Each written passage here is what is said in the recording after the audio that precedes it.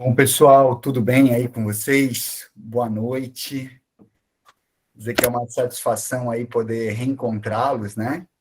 Hoje a gente está com aula 3, né? Então, estamos com um grupo aí, mas estamos com um grupo bom aí, 20 pessoas, 20 e poucas pessoas aí online. Já dá um oi especial para a Flávia, né? Que me antecedeu agora na aula 2. A gente está nessa dobradinha, né? Eu dei aula 1, aula 2, e agora a gente vai para a aula 3. Então, desde já quero dizer para vocês que é uma satisfação enorme. A gente está muito contente, estava conversando com a professora Flávia hoje, como a gente está feliz aí com a participação de vocês, com o transcurso do curso. A gente vai chegar hoje na metade do curso, né, na metade dessa aula, e a gente vai estar trabalhando uma temática que é uma das minhas temáticas favoritas dentro do tema jurisdição desportiva e dentro do tema direito desportivo também, tema de uma importância gigantesca, que é o sistema brasileiro desportivo, e basicamente falando sobre constitucionalismo e desporto. Essa é a nossa aula 3, e a gente vai começar a conversar aqui, porque a aula 4 e 5 também vai ter essa temática, especialmente a aula 5, sobre o papel dos tribunais estatais na resolução de conflitos esportivos. Legal? Então, vamos falar um pouquinho de competência, vamos falar um pouquinho de jurisdição, e vamos falar um pouquinho dessa reserva constitucional de competência da justiça esportiva. Legal, gente? Bora lá, então, né? Sem mais delongas. Deixa eu compartilhar com vocês aqui, e espero que fique bom o compartilhamento hoje, já que hoje eu tô em casa, né? E aí aqui, a minha outra aula eu estava no hotel, né? Estava com um pouquinho menos estrutura, e agora estou em casa aqui, mais confortável, e como eu falei para vocês, é uma satisfação estar junto com vocês de novo. Gente, só recapitulando um pouquinho o que a gente já conversou até esse momento, né?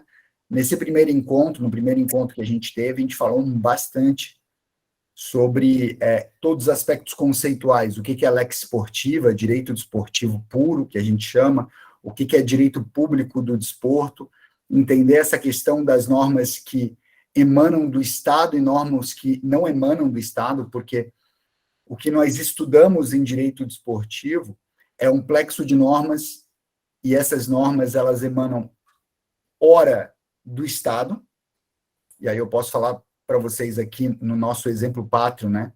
Lei Pelé, Estatuto do Torcedor, agora a Lei da SAF, todas, Profut, todas normas que partem do crivo estatal, são produzidas pelo Estado, por meio aqui, evidentemente, de processo legislativo.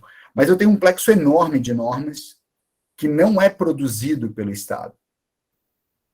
E aí aqui eu vou estar conversando com vocês sobre regulamentos gerais de competições, estatutos, códigos disciplinares e por aí vai. Essa gama que a gente chama de lex esportiva, de normas, é absolutamente gigantesca. A gente tem na Carta Olímpica o ápice desse iceberg, né? Porque todas as modalidades esportivas que pretendem manter ou conquistar o seu status olímpico, e aqui vamos, né, falando aqui de uma forma até mais direta, basicamente todas as modalidades esportivas com alto grau de economicidade e relevância, porque a economicidade e a relevância são dois conceitos bastante conectados também no movimento desportivo, estão dentro do movimento olímpico. A gente, óbvio, né, o esporte e a sociedade sofrem ou passam, né, por modificações paradigmáticas, e tanto que a gente, né, está agora encarando esse novo fenômeno que são os esportes, né, pessoal? E muita gente acredita, e eu não duvido, que os esportes podem se tornar um fenômeno maior do que o esporte predominantemente físico, né? Eu conversei com vocês no primeiro encontro. O que fundamenta o que é esporte? O esporte é o confrontamento de natureza predominantemente física, do qual se extrairá, por meio de um plexo de regras, quem é o vencedor e quem é o perdedor dessa disputa, perfeito? os esportes já fogem totalmente dessa lógica da predominância física como característica balizadora do esporte. E a gente está vivendo uma grande crise paradigmática do esporte, porque a atividade física, de uma forma geral, ela já não é a força motriz de boa parte das modalidades que tem alto índice de economicidade. Eu não vou entrar nessa discussão, né? Mas é um debate gigantesco se esportes são esportes, se pôquer é esporte, se xadrez é esporte, ou seja, essas são todas discussões extremamente teóricas e honestamente, assim, né, não levam a muito lugar. O que eu quero dizer para vocês é que esses fenômenos vão ser cada vez mais levados em conta dentro da prática desportiva, e a prática desportiva que nós conhecemos hoje, ela possivelmente vai ter uma grande modificação nos próximos anos e nas próximas décadas. Perfeito? Bom, dentro de todo esse panorama, né, eu tenho duas pessoas levantando a mão aqui, e deixa eu passar a palavra para vocês rapidinho, então, antes de eu entrar na temática específica de hoje. O Cássio, né, levantou a mão primeiro, por gentileza. Estão me ouvindo? O xadrez já é considerado esporte já faz tempo, doutor. É um esporte mental, aliás, não é só esporte. Ele é considerado uma arte, ele faz parte do Comitê Olímpico Brasileiro, a Confederação Brasileira de Xadrez, e ele também é esporte olímpico, mas ele tem uma Olimpíada separada, entendeu? Então, o xadrez já eu vou até te interromper aqui, porque a questão não faz parte do movimento olímpico, né? Não é um esporte olímpico, mas, de qualquer forma, eu não quero entrar nessa discussão. Essa é uma discussão que não vai a lugar nenhum. Eu só estou falando para vocês que esse conceito de esporte, com a lógica de predominância física, está já sofrendo modificações paradigmáticas e, possivelmente, nos próximos anos ou décadas, a gente já vai ter a flexibilização total do fenômeno físico como algo balizador da prática esportiva. Só isso. Se a gente for falar aqui o que um é esporte, não é esporte, se a gente for discutir se Fórmula 1 é esporte, a gente vai ficar 3 noites e 4 dias aqui. Então, não, claro, mas só o xadrez já faz aqui parte, sim, da Carta Olímpica. Doutor Vitor, por gentileza. Só para agregar mesmo aqui a aula, eu lembrei do PLS 68 de 2017, e lá justamente já traz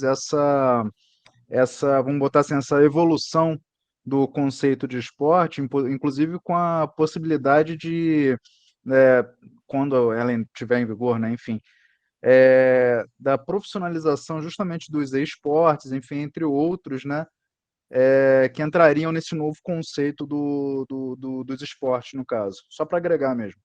Perfeito. Não é isso, de fato, a gente... todo esse conceito tradicional que a gente tem aí de esporte, que é um conceito de 30, 40 anos atrás, ele com certeza não vai prevalecer aí frente aos fenômenos, né, esportivos e econômicos dessas novas modalidades esportivas. Bom, gente, vamos começar falando então de constitucionalismo e desporto.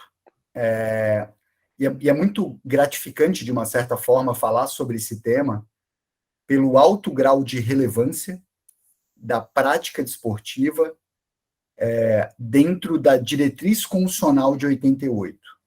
Então, para quem já é jovem há mais tempo ou tem conhecimento, antes de 88, a gente tem um princípio, que a gente vai estar falando hoje a exaustão, que é o princípio da inafastabilidade do controle jurisdicional, do inciso 35 do artigo 5º, ou seja, que nenhuma lesão ou ameaça à lesão pode escapar aqui, né, desse controle jurisdicional pelo Estado, por meio do Poder Judiciário, perfeito?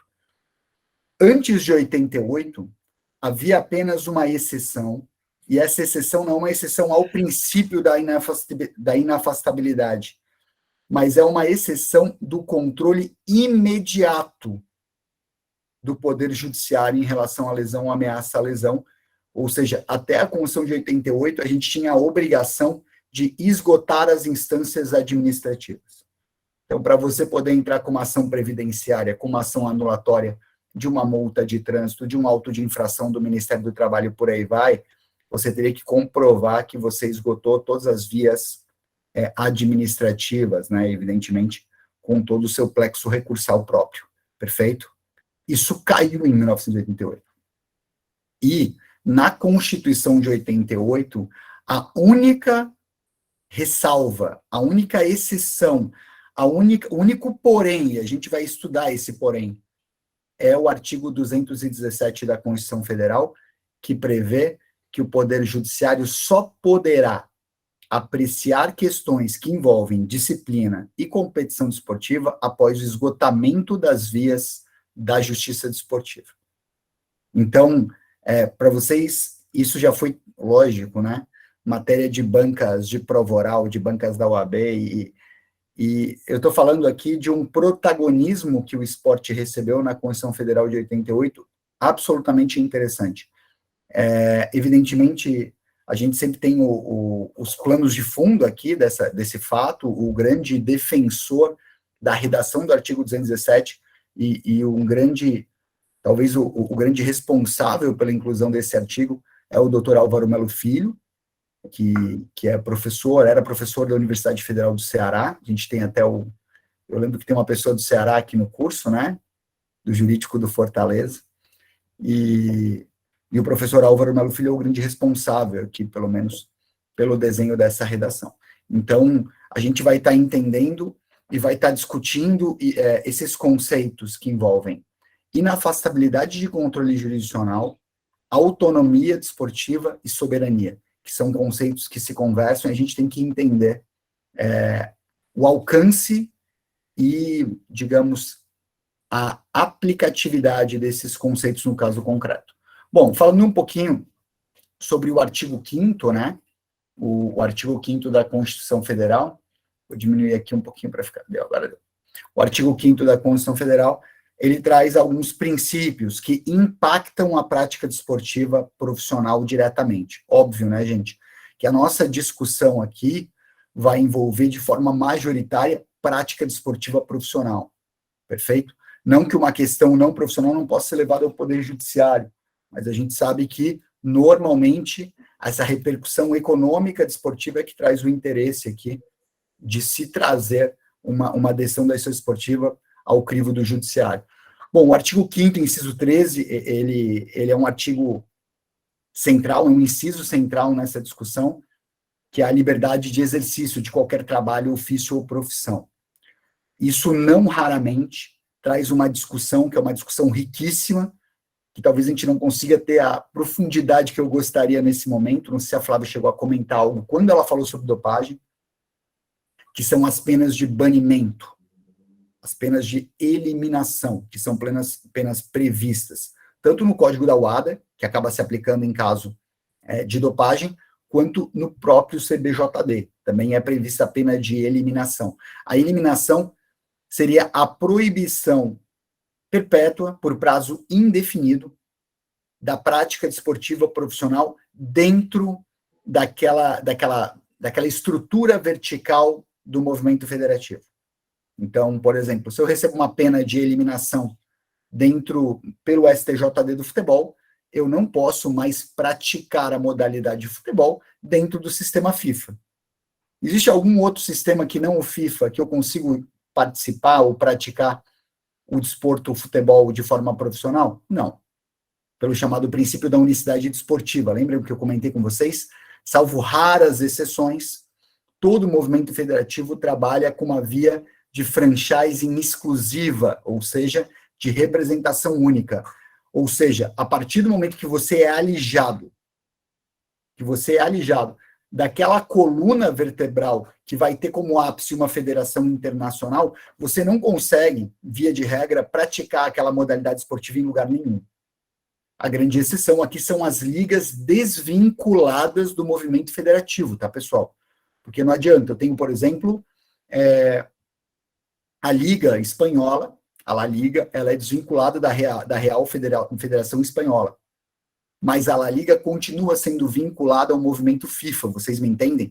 Então eu não tenho como praticar futebol na La Liga fora do movimento FIFA, então teria que ser uma liga no estilo MLS, né? uma Major League Soccer norte-americana, que não obedece necessariamente aquelas regras básicas da modalidade de futebol associado da International Board da FIFA. Deu para entender aqui, gente? Por isso que a pena de banimento, é uma discussão que eu vou voltar lá no final da aula com vocês, pode ser considerada uma pena que afronta a ordem pública constitucional brasileira. E eu quero deixar claro para vocês, não pelo argumento, que é um argumento que eu, respeitando quem tem argumentos contrários, rechaço completamente, que a Constituição proíbe penas perpétuas. Gente, eu não estou falando de pena de privação de liberdade. Para mim, o artigo e o inciso que é violado, quando eu aplico uma pena de natureza perpétua dentro aqui da prática desportiva profissional, que impede a prática dessa modalidade, é uma ofensa ao inciso 13 do artigo 5º. Mas, Rodrigo, eu tenho como argumentar que é possível, essas penas existem fora do movimento desportivo e são aceitas constitucionalmente. É verdade. Exemplo aqui, gente, é cassação definitiva do registro de um médico, do registro de um advogado, não é verdade? Existe essa possibilidade. Então, essa discussão se torna bastante rica a partir do momento que essas penas, por exemplo, né, por crime ou conduta escandalosa que envolva a prática da profissão, eu posso perder de forma indefinida o meu registro da OAB e, de fato, eu nunca vou mais poder trabalhar como advogado na minha vida. E é uma situação absolutamente análoga à situação da pena de banimento de um atleta profissional. Sim, mas há muitas pessoas que defendem, e eu entendo essa defesa, como uma pena que viola o artigo 5º, inciso 13, porque eu proíbo completamente a pessoa de trabalhar ou de exercer uma profissão e deixar claro aqui que essa profissão, inclusive, não é uma profissão regulamentada como a profissão de advogado, né, que exige aqui um requisito como o curso de bacharel em Direito. Aqui, para praticar uma modalidade de futebol, eu só precisaria estar vinculado ao movimento desportivo de forma aderente, né, por meio de pacto adhesional. Legal, gente? Então, só para a gente... Porque o inciso 13 do artigo 5º, ele não é absoluto, né? Nem toda pessoa pode ser médica, né, gente? Nas profissões regulamentadas, eu só posso exercer aquele trabalho caso eu cumpra os requisitos previstos em lei. Então, essa é a diferença básica entre os dois exemplos. Bom, o artigo 5º, inciso 18, que é um artigo central demais, é um artigo que trata da autonomia interna corporis do movimento associativo de uma forma geral, não apenas movimento desportivo. Porque todo mundo comigo, o movimento desportivo é um movimento associativo, vocês concordam? Ou seja, é um movimento que a gente se organiza por meio de pessoas jurídicas sem finalidade lucrativa ou com finalidade ideal, e ele se forma por meio de pessoas que se unem para uma finalidade comum e não por um patrimônio que se afeta. Então, eu não estou falando de fundação, não é um movimento fundacional, é um movimento associativo, perfeito? O artigo 5º, inciso 18, ele fala, né, não pode haver uma intervenção estatal. E quando eu falo de intervenção estatal, eu quero deixar muito claro, gente, eu estou falando de uma intervenção do Estado que pode acontecer por 3 braços, né, dentro da sua função administrativa ou executiva, dentro da sua função legislativa e dentro da sua função jurisdicional. Vocês concordam que eu posso intervir na prática esportiva por esses 3 braços? Quando o presidente da República quer nomear o presidente da CBF, um exemplo aqui, isso é uma intervenção do executivo na autonomia desportiva. Todo mundo comigo? Todo mundo sabe que isso não pode ser feito, gente? Sim.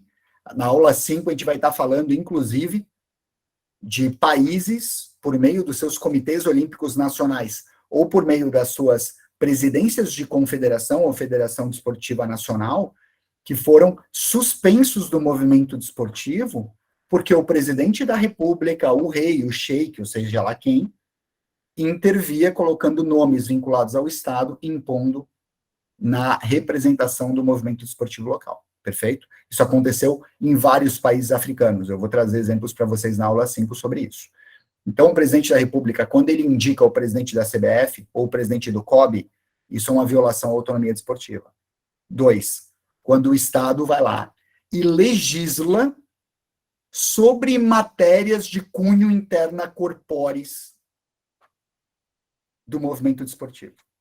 Vocês querem que eu diga para vocês um artigo que, em que pese bonitinho, ele é absolutamente ordinário e inconstitucional, o dispositivo do Estatuto do Torcedor, que fala que as competições obrigatoriamente têm que ter acesso e descenso.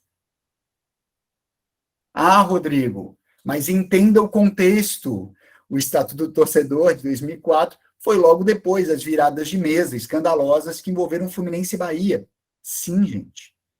Mas a virada de mesa, que é algo ruim, não autoriza o Congresso brasileiro a dizer como deve ser disputada uma competição. Daqui a pouco vai vir uma lei dizendo, olha, vai vir um novo Estatuto do Torcedor, um novo artigo dizendo, ó, o campeonato tem que ser mata-mata, não pode mais ser pontos corridos. Vocês estão entendendo aqui? O acesso e descenso, gente, é regra de competição. Vamos lá. A gente sabe disso, né? Vocês acompanham ligas norte-americanas, imagino que vocês gostem de assistir pelo menos uma delas, né? NFL, NBA, MLB, NHL, que são como, além de ser produtos muito interessantes serem assistidos, né, como entretenimento, porra, é um show de organização. Todos esses torneios, essas ligas que eu estou falando, não tem regra de acesso e descenso. E eu não vejo uma violação da ordem pública constitucional norte-americana por meio disso. Vocês estão entendendo aqui? Será que o poder público deveria dizer quais são as regras de acesso, de descenso, de classificação? Então, esse dispositivo é um dispositivo, na minha visão, absolutamente inconstitucional, claramente inconstitucional. Intervenção pública por meio do poder legislativo. Eu tenho, evidentemente, a intervenção pública por meio da jurisdição estatal, que é o tema do nosso curso, né? Ou seja, que é quando, vamos lá, o TJD do futebol de Santa Catarina, que é o meu TJD, o TJD que eu presido, vamos supor que ele aplique uma pena de 4 jogos de suspensão por um carrinho, por uma agressão física a um jogador do Criciúma. E aí, o Criciúma Esporte Clube entra com uma ação que cai na segunda vara civil de Criciúma, e o juiz de Criciúma falou o seguinte, olha, não, esse lance aqui, acabei de ver na TV aqui, e olha, isso aqui é lance para 2 jogos, não é para 4. Aí você pode me questionar, mas, Rodrigo, a gente vai ver que o artigo 217 fala que o Poder Judiciário pode tratar sobre essas matérias, desde que haja esgotamento prévio. Sim, mas nem toda sentença que envolve mérito desportivo respeita a previsão constitucional da autonomia interna corporis do esporte, nesse caso, né? Porque é interessante, né? O artigo 5º, inciso 18, ele diz que qualquer insurreição do Estado, por meio dos seus 3 poderes, sobre práticas interna-corpóreas de qualquer associação, gente, qualquer associação de moradores do seu bairro, viola a Constituição Federal dentro de uma cláusula pétrea. O que seria isso, Rodrigo? Seria hoje vir uma lei municipal no seu município dizendo que os presidentes de associação de bairro não podem ter mandatos superiores a 2 anos. Isso seria uma ofensa direta, clara e objetiva ao artigo 5º, inciso 18. Conseguiram entender aqui? Por isso que todas essas leis, né, e aí o Profut talvez tenha sido a grande propaganda, né, mas que buscaram, de alguma forma, regular ou restringir as formas de eleição de presidente em clube, as formas de eleição de diretoria, todas essas são inconstitucionais no seu nascedor. Evidentemente que, como é que se tenta driblar essa inconstitucionalidade? Falando, não, é que esse sistema aqui é adhesional. Caso você queira recurso público no seu clube de futebol, você tem que observar isso. Mas nada mais é do que uma forma de empurrar a inconstitucionalidade barriga abaixo, goela abaixo, dizendo que é adhesional. Mas, evidentemente, todos os clubes precisam de recursos públicos aqui, né? A gente sempre brinca com a time mania, né? E com as inúmeras tentativas que o poder público teve de usar dinheiro público para saldar as dívidas dos clubes de futebol. E essa é apenas mais uma delas, né? O Profut foi apenas mais uma delas. Cássio, eu já te passo a palavra, deixa eu trabalhar um pouquinho mais aqui na pausinha, eu te passo a palavra. A gente tem o artigo 5º aqui, artigo 38A, isso aqui não é a temática direta do nosso curso, né? Mas também tem, evidentemente, uma repercussão enorme na esfera esportiva, que é a proteção à veiculação da imagem e voz dos atletas, né? Inclusive, a gente tem o chamado direito de arena, né, talvez você já tenha ouvido falar, que é um desdobramento direto do artigo 5º, inciso 38, inciso A. A gente tem o artigo 24.9, que defere a competência legislativa da União, estados e municípios no que concerne às questões esportivas.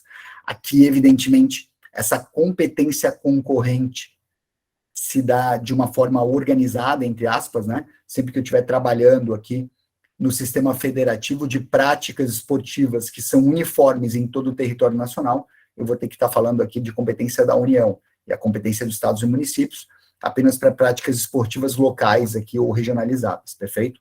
Mas que não envolvem aqui a repercussão da prática desportiva em todo o território nacional, mas adstrita apenas àquela localidade. Bom,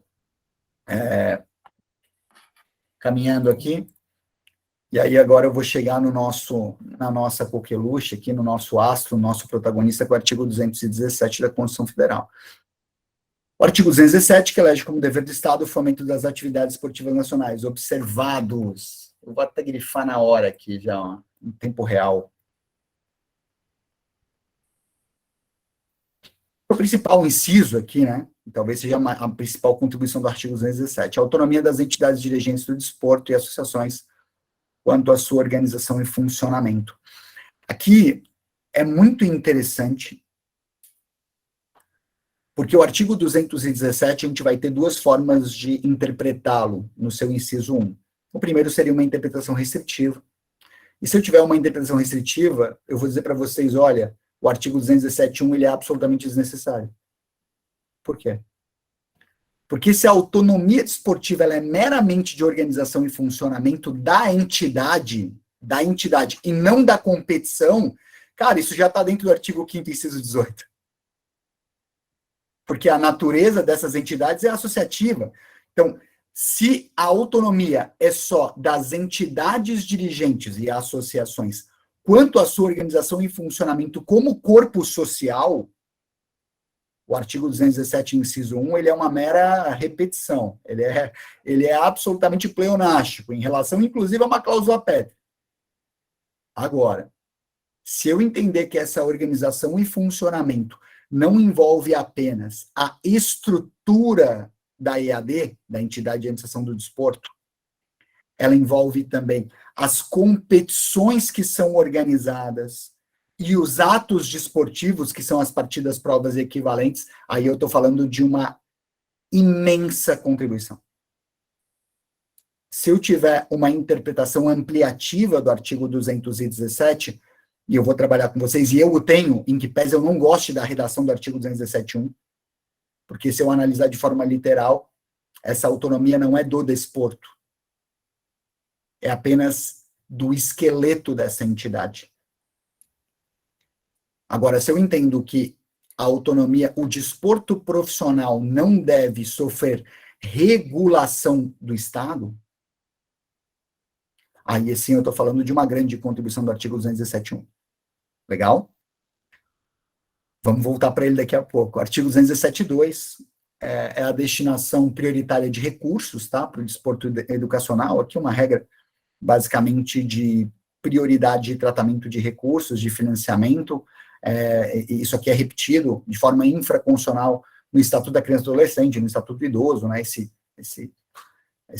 essa prioritária destinação de recursos, que a gente sabe que é uma norma absolutamente programática, né, já que a destinação prioritária de recurso público é pagar juros da dívida pública, né, o que sobra que a gente brinca, né, gente? Então, acaba sendo uma norma aqui de pouca efetividade social, essa é a grande verdade, acaba não vinculando o administrador público, o gestor público em coisa nenhuma. 3, o diferente tratamento entre o desporto profissional e não profissional, vou estar falando um pouquinho com vocês sobre isso, nas implicações que a gente tem práticas, né, infraconstitucionais. E, por fim, aqui, a proteção e o incentivo às manifestações esportivas de origem nacional, regra também absolutamente programática, mas a gente tem alguns esportes aí que são de criação nacional absolutamente interessantes, né? O futebol de salão, evidentemente, é um deles, né? O beach soccer, o próprio futevôlei, a gente tem agora o beach tênis também, está sendo, né, alegadamente aí uma criação nacional, não sei, porque nunca estudei as origens aqui, mas que o Brasil deveria tratar de forma especial as suas modalidades que são criadas no Brasil, né? A gente sabe que o futebol, apesar de ser a principal modalidade esportiva brasileira em relação à prática e economicidade, é um esporte bretão, né? É um esporte que foi criado na Inglaterra. Bom, agora vamos para os parágrafos, né? Que é onde a brincadeira acontece. Parágrafo primeiro, o Poder Judiciário só admitirá ações relativas à disciplina e às competições esportivas. Parem aqui. A primeira coisa que eu quero tratar para vocês é o Poder Judiciário, ele só esperará o esgotamento das instâncias se a discussão envolver disciplina e competição desportiva. Rodrigo do Céu, qual que é o critério balizador para eu definir o que é um conflito vinculado à disciplina e à competição desportiva dos demais conflitos? Primeiro, disciplina e competição desportiva é lex esportiva, primeira situação. Lembrem da primeira aula lá atrás, lex esportiva se separa em 3 naturezas: normas de competição, normas de jogo e normas estatutárias. Rodrigo, e quando tem uma lex pública tratando de competição, exemplo, acesso e descenso, é uma anomalia constitucional. O desenho do parágrafo 1º é que o Poder Judiciário só pode apreciar, esse é o plano ideal aqui, tá, gente? Só apreciará questões vinculadas à competição e disciplina esportiva, porque competição e disciplina esportiva não são trabalhadas em lei estatal. Elas são questões, são conflitos, são dissídios, são litígios que são solucionados por meio de direito material que não emana do Estado. Isso é um ponto fantástico. Porque se eu tivesse uma ofensa à ordem pública primária, em tese, o parágrafo 1º não estaria bem alinhado ao artigo 5º, inciso 35, que envolve a inafastabilidade do controle jurisdicional. Como é que o Poder Judiciário não está trabalhando violação à lei que emana do próprio Estado? Isso seria um colapso no próprio sistema. Porque falando de teoria de sistemas aqui, eu tenho o sistema Brasil, o sistema República Federativa do Brasil envolve a produção intelectual jurídica que emana desses 3 poderes. Ou seja, se eu tenho uma produção que vem do poder legislativo e há uma ofensa àquilo que foi produzido pelo sistema República Federativa do Brasil por meio do poder legislativo, o Poder Judiciário tem que sancionar, ele tem que buscar preservar a integridade daquilo que foi produzido dentro desse sistema. Vocês entendem? Senão o sistema colapsa. Se dentro de um sistema República Federativa do Brasil, República Popular da China, República Argentina, o Poder Judiciário não dá respostas à violação de uma lei que é produzida pelo próprio Estado, eu tenho um colapso de falta de imperatividade das normas que são produzidas. E aí todo o sistema não é um sistema jurídico, porque um sistema jurídico ele precisa ter o quê? Imperatividade e coatividade. Todo mundo comigo? Rodrigo, por que o Estado brasileiro não precisa enfrentar diretamente uma violação à lex esportiva? Porque a lex esportiva não emana do sistema República Federativa do Brasil. Ele não emana do Estado brasileiro. Ele emana de instituições desportivas de natureza privada, com âmbito regional, nacional e internacional. E por isso que eu preservo a autonomia do sistema, deixando que esses conflitos se resolvam dentro de casa, que aí eu consagro a autonomia interna corpórea do movimento desportivo. Vocês estão entendendo como é todo um raciocínio cíclico, toda a lógica de sistema, e por isso é uma lógica absolutamente cartesiana. Isso aqui é René Descartes puro. Conflitos se resolvem dentro do sistema, do seu próprio sistema. Se a violação é uma regra esportiva, se eu estou violando uma regra CBF, o sancionamento deve acontecer dentro do sistema CBF. Se eu estou violando uma norma no sistema FIFA, o sancionamento deve ser feito dentro do sistema FIFA.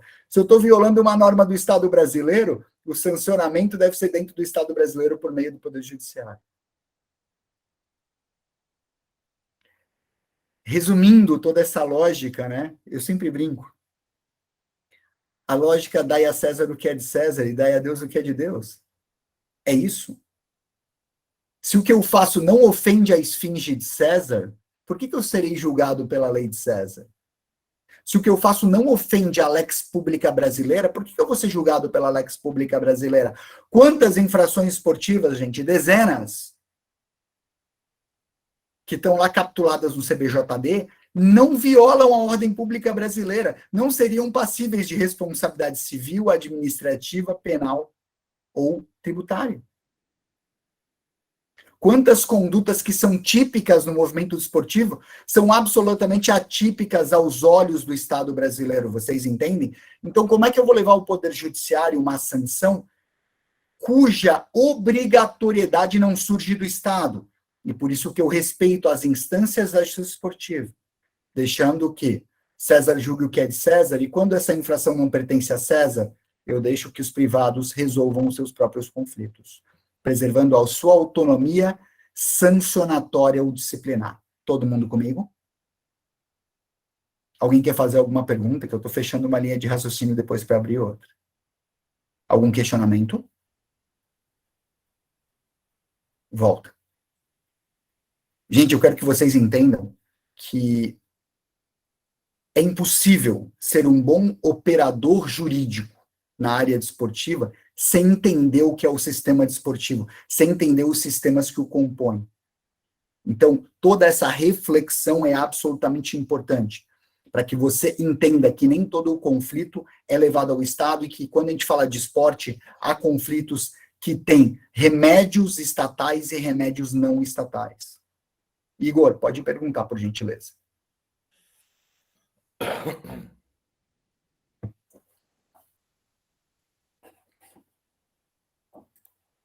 Igor? Tá no mudo aqui. Não sei se você levantou a mão por querer. Você tá mutado aqui, é só clicar no microfonezinho se precisar. Canto esquerdo baixo do Google Meet. Mãozinha, câmerazinha, microfoninho. Achou? Vou tocar, então. Qualquer coisa vocês me... Boa noite, professor. Desculpa, estava travado. Não, boa. Eu até fiz o meu trabalho de conclusão de curso, eu sou recém-formado em Direito, foi sobre a justiça esportiva e usando muito da visão do professor Álvaro de Melo Filho. Se eu não me engano, ele fala, o conceito dele, a conceituação lá de trás, né, de 88, é o microsistema, né, é o sistema dentro do sistema, né, eu acho que a explicação dele lá atrás, para quem era totalmente leigo como eu, foi muito esclarecedora, porque é exatamente o que o senhor está falando, assim, é o conceito de microsistema dentro de um sistema maior, que é o jurisdicional, né. Eu não me recordo, eu acho que é mais ou menos isso, do microsistema, que é o termo que ele utiliza. Então, mas, ô Igor, eu vou agora, vamos lá. Na verdade, não é um sistema dentro de um sistema. São sistemas completamente diferentes. Tanto que, olha só, no sistema República Federativa do Brasil, o Brasil responde a alguém? Não. O Brasil é um país soberano. O Brasil só pode ser julgado pelos tribunais internacionais, e aqui, né, especialmente aqui os tribunais da ONU, caso ele adira expressamente à sua jurisdição. O que acontece é que, caso o Brasil não adira à jurisdição dos tribunais internacionais, ele pode sofrer represálias de natureza política do sistema ONU. Embargos diplomáticos, embargos econômicos e por aí vai. Mas a soberania brasileira é inegociável. Aliás, a soberania de qualquer Estado-nação. Mas dentro, olha só, Igor, dentro do sistema CBF, eu me submeto a um ente internacional. Se fosse um sistema dentro de um sistema, eu estaria colocando a soberania brasileira em jogo frente à FIFA, vocês entendem? São sistemas diferentes. E isso eu quero que vocês entendam. São sistemas absolutamente diferentes, com função administrativa diferente, função legislativa diferente e função jurisdicional diferente.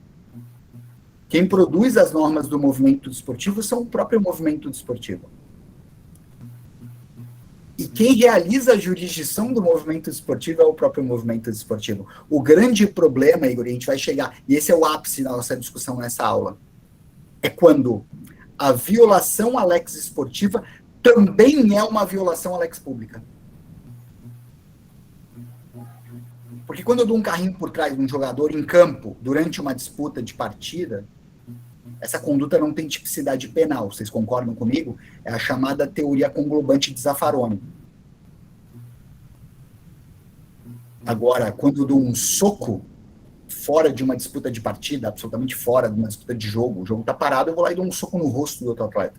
Eu posso sofrer uma sanção desportiva dentro do sistema desportivo e devo sofrer uma sanção penal dentro do sistema República Federativa do Brasil por meio da sua jurisdição criminal, ok? O problema é quando a decisão do sistema jurisdicional desportivo viola a ordem pública.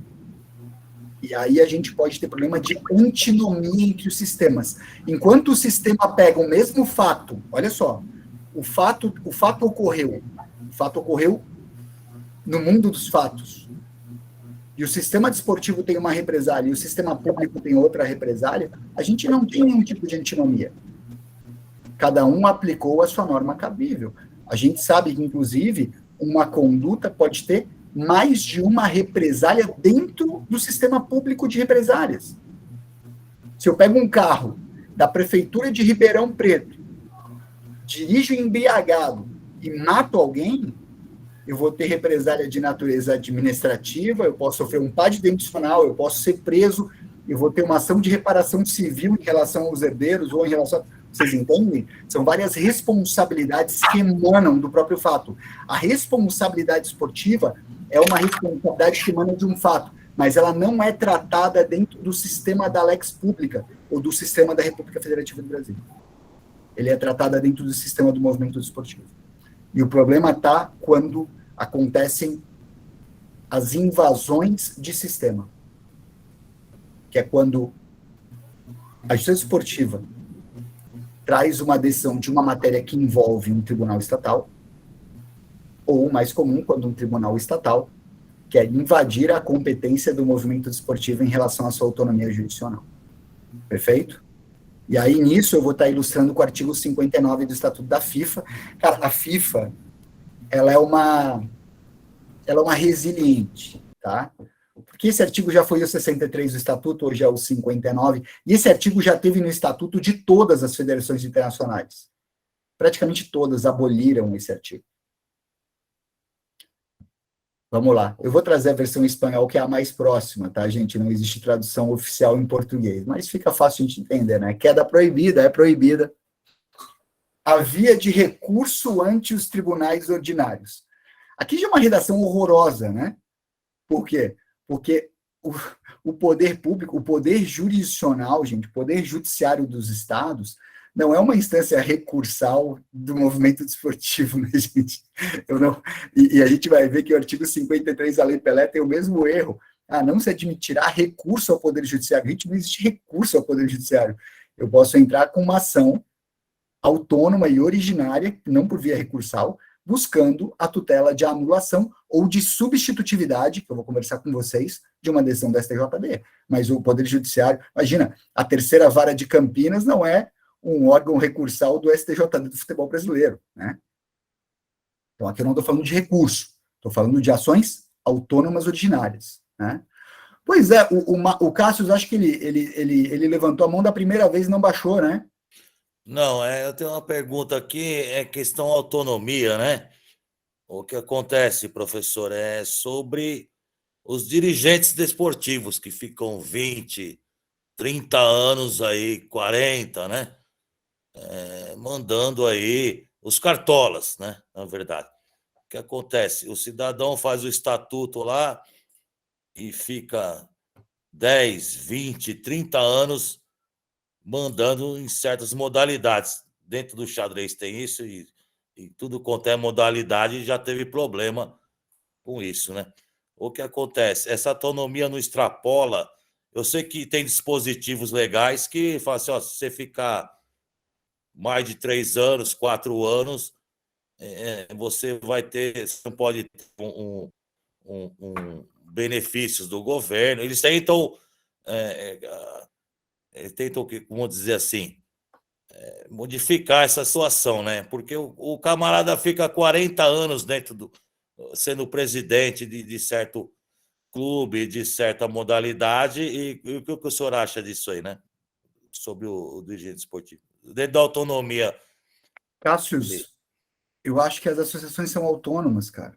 É que a gente está pensando nos exemplos dos dirigentes brasileiros, que são terríveis. Então, é isso que eu queria. Né? Agora, olha aqui, a gente tem dirigentes que ficaram à frente de federações internacionais, aqui o próprio João Avelange é um exemplo, mudaram a história da modalidade. Então, assim, o que eu acho é o seguinte, aí de novo, tá? O fato de que no Brasil as coisas não funcionam direito não pode ser uma desculpa para a gente violar a Constituição Federal. Ah, mas tem virada de mesa, então vamos intervir na forma de disputa da modalidade. Vocês entendem? É que não se combate. A gente tem que combater a ineficácia dos dirigentes de outras formas. O que acontece é que se o camarada fica 30 anos no poder, é porque tem muita gente que gosta que ele fique 30 anos no poder, mas não é possível que todo mundo tá puto com o cara, perdão aqui, e o cara fica 30 anos. O professor gosta, mas tem que engolir, ou ele Mas eu quero só te deixar claro aqui, dentro do ponto de vista jurídico legal, as associações esportivas têm autonomia para decidir os mandatos dos seus presidentes, e isso tem amparo constitucional. E eu não vejo como um caminho em que pese. É óbvio, né? Eu não gosto do exemplo de vários dirigentes que passaram por aí ou que ainda estão. Eu acho que isso não é motivo para a gente rasgar a Constituição Federal. Esse é o meu ponto, tanto no artigo 5º, inciso 18, quanto no artigo 217.1. Bom, mas esse é o meu entendimento. Sim, claro. Maravilha? Então, uma coisa é uma coisa. O fato de não funcionar bem não quer dizer que agora eu vou violar a Constituição. Isso acontece no Brasil o tempo inteiro, né? O judiciário demora. Então, vamos interpretar um artigo constitucional claríssimo de forma diversa, porque não funciona direito. E é isso. Isso aí é o Brasil. Voltando aqui. Vamos lá. O item 2, né? É proibida a via de recurso aos tribunais ordinários, tribunais estados, né? A menos que se especifique na regulamentação da FIFA. Não se especifica, tá, gente? Então, deixa claro. Fica excluída igualmente a via ordinária em caso de medidas cautelares de toda a índole. Eu quero voltar nesse ponto. Porque é aqui que o jurisdicionado pode ser destruído por essa regra do artigo 217. A gente vai voltar nessa discussão, tá? Daqui a pouquinho. Bem breve mesmo. 3. As federações terão a obrigação de incorporar aos seus estatutos normativas uma cláusula que, em caso de litígios internos das federações ou de litígios com ligas, membros de liga, clubes, membros de clubes, jogadores, oficiais ou qualquer outra pessoa adstrita à federação, proíba-se amparar-se em tribunais ordinários. Eu preciso dizer que esse item 3, ele não se coaduna a Constituição de nenhum dos países membros da FIFA, né? É lógico que existem vários litígios aqui, mas a gente tem um assédio moral dentro da federação. Um exemplo, né? Não posso levar para o judiciário, uma coisa inimaginável, né? Mas voltando. A não ser que a regulamentação da FIFA disponha as disposições vinculantes da lei, prevejam ou prescrevam expressamente essa submissão aos tribunais ordinários. Em lugar dos tribunais ordinários, deve-se prever procedimentos arbitrais. Os litígios mencionados submeterão a um tribunal de arbitragem independente, devidamente constituído e reconhecido pela regulamentação da federação ou confederação, ou o TAD, que é o Tribunal de Arbitragem Desportiva, né? Aqui, que é o CAIS-TAIS, né? Acho que a Flá falou um pouquinho, né, do CAIS na aula passada.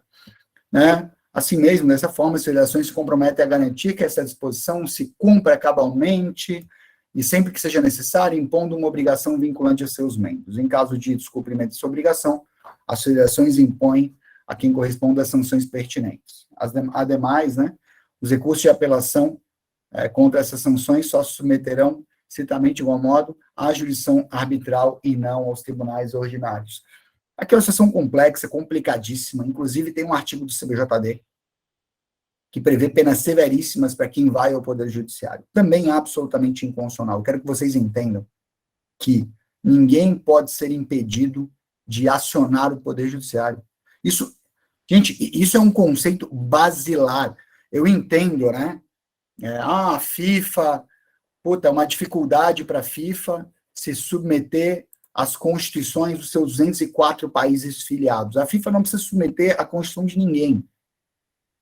O que acontece é que o fato de você explorar uma modalidade desportiva não te dá carta branca para ser uma ilha de imunidade jurisdicional, gente. Isso é um devaneio.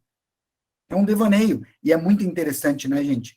Como toda essa empáfia, e eu vou utilizar esse adjetivo, do movimento desportivo, nós somos uma ilha jurisdicional.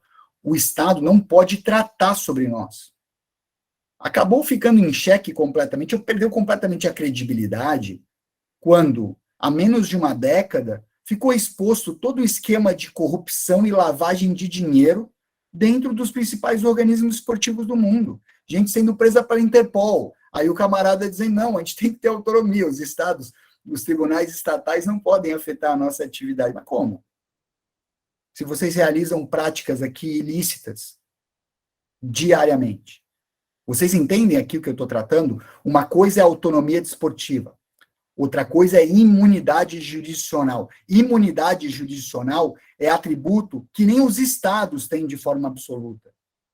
Se vocês já estudaram, devem ter estudado direito internacional, um estado membro, um estado-nação, só tem imunidade jurisdicional frente a outro estado em relação a poderes de império e não poder de gestão. Eu não posso, dentro do judiciário brasileiro, mover uma ação contra a República do Chile, alegando aqui que o presidente chileno cometeu um ato contra a humanidade. Não posso fazer isso. Agora, se a embaixada do Chile não pagar os seus empregados, o Chile pode sofrer uma ação trabalhista aqui na vara do trabalho do Distrito Federal. Vocês estão entendendo aqui? Uma coisa é imunidade jurisdicional de atos de império, outra coisa é de atos de gestão. São coisas diferentes. Legal? E aí a outra discussão, lógico, é a imunidade de execução, né? Eu não tenho como fazer esse esbajude na conta da Suíça, né? Na conta do governo suíço. Mas, em algumas hipóteses, eu posso penhorar bens dominicais, tá, pessoal? Se eu encontrar aqui de propriedade desses estados. Beleza? Mas é óbvio que esse artigo 59 do Estatuto da FIFA, é um devaneio, é simplesmente uma coerção, porque ele não pode, eu não posso dizer para um Estado, gente, quando que ele pode julgar ou não. Isso é invasão de sistema, vocês estão entendendo? A FIFA deve estar preocupada com o sistema federativo e com a autonomia jurisdicional do seu sistema, e não dizendo em que caso pode ser levado ou não uma questão a um poder judiciário de um Estado-nação soberano. Né? Isso é uma falta de noção da FIFA aqui nesse caso. Perfeito? Mas vamos lá. Continuando. E aqui a gente vai chegar no problema das medidas cautelares, gente. A Justiça Esportiva terá o prazo máximo de 60 dias contado da instalação do processo para proferir decisão final. E eu só digo uma coisa para vocês. Em 60 dias, quase todo direito vinculado ao desporto decaiu. Quase tudo que envolve esporte perdeu o objeto. Quase tudo. Em 60 dias, quase todos os torneios, 99% dos torneios esportivos brasileiros já terminaram. Não duram 60 dias. Não para de pensar na liga do Campeonato Brasileiro, gente. Qualquer torneio, de qualquer modalidade, não dura 60 dias. Se eu tiver que esperar, olha aqui, vamos supor que eu tenho uma violação gigantesca nos jogos abertos aqui do seu estado, que eu tenho numa disputa de atletismo, um campeonato nacional de atletismo, que vai durar dias, né, pessoal? Imagina eu ter uma justiça esportiva que simplesmente deixa de julgar, porque um grande problema da violação de direito é a omissão jurisdicional. Vocês concordam? Eu posso sofrer lesão, uma lesão de natureza jurisdicional, não só pelo fato de eu ter uma ação julgada contra mim de uma forma absolutamente contrária às provas, violando o contraditório, violando a ampla defesa, não. E eu simplesmente não entrego a jurisdição. E deixo você agonizar. E deixo você morrer. Deixo o seu direito sucumbir. Vocês entenderam? 60 dias é um prazo absurdo.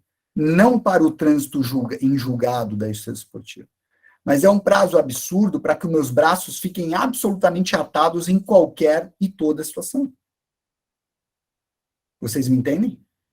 Então, esse prazo de 60 dias pode ser aqui a sentença, digamos, que fulmina completamente, mesmo sem jurisdição, a sua pretensão. E para a terceira, aqui o poder público incentivará o lazer como forma de promoção social. O que eu quero conversar com vocês aqui especificamente, ou mais diretamente? Autonomia, esgotamento de vias e prazo de 60 dias. Esses são os nossos 3 problemas. Ou esses são os nossos 3 pontos polêmicos. Vocês concordam comigo? Esses são os pontos de discórdia, esses são os pontos onde a gente vai ter opiniões contrárias em absolutamente tudo. Autonomia desportiva para clubes e entidades de administração do esporte, quanto à sua organização e funcionamento. Eu, evidentemente, entendo que essa sua organização e funcionamento não envolve apenas a sua organicidade, mas também as competições, partidas, provas equivalentes que são organizadas por essas entidades ou disputadas por esses clubes. Autonomia, né, gente, evidentemente, é a liberdade que eu tenho dentro do império da ordem pública, sem violar a ordem pública. Uma ordem pública que não viola o meu funcionamento interno, mas uma ordem pública que é externa à minha organicidade, eu devo respeitá-la. Perfeito? Rodrigo, é possível que uma regra de jogo, viole a ordem pública? É óbvio. Eu posso montar uma modalidade aqui de luta que permita que as pessoas se degladiem até a sua morte. Essa regra de jogo é constitucional, pessoal? Olha que interessante, eu estou falando de uma norma do movimento desportivo que viola a Constituição Federal. E aí eu tenho uma antinomia real de sistemas, e é óbvio que o que vai prevalecer é a lex pública, não tem como ser diferente. Por quê? Porque os estados são soberanos, o movimento desportivo não é soberano. Perfeito, gente? Bom, falando um pouquinho, né? Esse é um voto bacana, tá? Isso é lá atrás. O deputado Gilmar Machado, ele foi o relator aqui do projeto de lei do Estatuto do Desporto, tá? Isso. E aí ele tem essa seguinte frase, muito bacana. Não frase, né? Essa seguinte citação. A autonomia, que nesse caso é uma garantia de um ambiente de pensamento, não se exerce como se fosse soberania. Autonomia e soberania são coisas distintas. E aí ele dá o exemplo, né? O campus não é um estado à parte, no qual se deixa de aplicar, por exemplo, a lei penal. E aqui ele está falando da autonomia educacional, né, gente? Da autonomia das universidades públicas. E assim como as demais normas de ordem pública, a universidade é autônoma, mas submete-se ao controle de qualidade previsto pela lei estatal. O mesmo raciocínio aplica-se simultâneo ao desporto. Isso é, afasta-se a ideia de qualquer intervenção do Estado ou regulação de normas esportivas no sentido estrito, organização e funcionamento interno corpóreos, mas não de regulação segundo normas de ordem pública, que garantem a eficácia de princípios e regras constitucionais. Então, mesmo quando essas regras, gente, que são de funcionamento interno corpóreo, se elas violarem a ordem pública constitucional, essas normas não podem prevalecer. Essa autonomia é a liberdade dentro da ordem pública constitucional, não é a liberdade absoluta. Vocês entendem? Não é uma imunidade jurisdicional ou uma soberania de Estado. Bom, eita. Perdi. Deixa eu voltar que agora eu me perdi. Opa. Beleza. Aqui, então, continuando, né? Deixa eu achar aqui isso. Bom, a destinação prioritária de recursos públicos, né? São pontos menos polêmicos, vou passar rapidinho.